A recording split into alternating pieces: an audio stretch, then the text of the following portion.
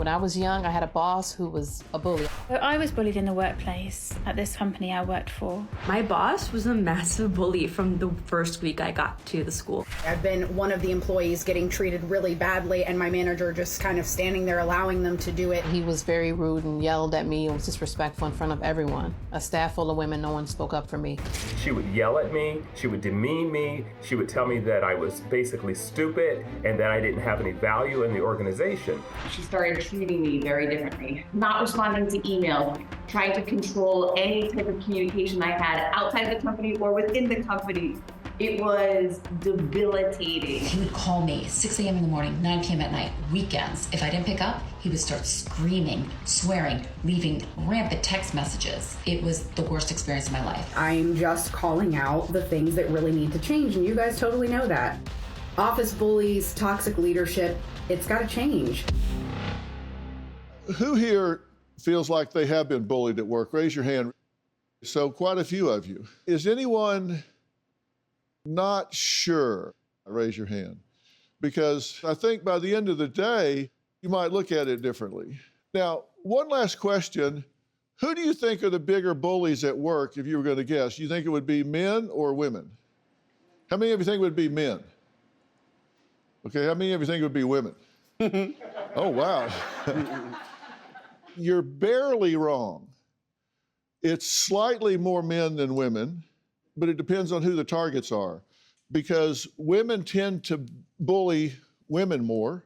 Men tend to bully men slightly more than women, but they do not play favorites. They do cross back and forth. Now, Zanika, you claim that you were bullied for years and your bullies were female colleagues. Tell me what happened. So I'm in the front desk department, and they have a back department that, you know, takes your blood pressure, takes you back. And there was a divide between. So it was the back department that I had a lot of problem with, but it wasn't just me. It was the way they spoke to us at the front. It was just like they were supposed to speak to us in a certain way. We were supposed to listen, and we were not supposed to tell if they were rude to us, but they could tell on us for every little thing. It was just like, it's a dynamic within the doctor's office that I'm sure is not just my doctor's office. Did they have some type of medical training or certification? They were medical assistants. And you guys did not? And we did not. And there was a definite, everybody was like, had a attitude about that, clearly. You know, and that's why I think maybe they thought that it was okay, but it wasn't. Oftentimes people try to find somebody that they can feel superior to, and for some reason feel like, okay, I'm one up in the hierarchy, so this is somebody that I can condescend to, that I can talk down to. Right, and that's exactly what was happening, but the problem was that the management was okay with it. And no matter how many times I reached out for help, it didn't matter. They would say, oh, everybody has a difficult personality, or some people are more this, or maybe you should this. You know, it was never, okay, let me come and help you with this, because it was really, I mean, detrimental to me. And I was one of the people who didn't realize how detrimental it was until I was really into it. You just quit. I just had to walk out. Otherwise, I just want everybody to know that I'm a single mom and I live in California, and it's really expensive to live there, and I'm a homeowner, and I had to walk out of my job unexpectedly. Otherwise, I don't know. I don't know what happened. I don't know. Now that takes a lot to walk away, because when you're a single mom, you got a mortgage, and you just walk away from your job. So you go from an income to zero. Zero. Unexpectedly. It's not a plan. That takes a lot.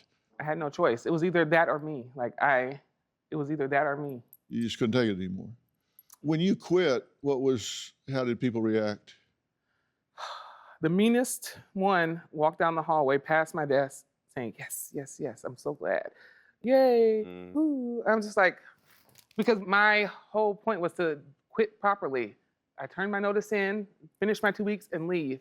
I couldn't go back after she did that, because it just made me feel afraid. Like, you wanted me to leave? You want all of my livelihood to be gone? Like, you dislike me that much? I can't come back into this building. Do you have a story or a question for me? Click the link in the description and tell me what in the world is going on.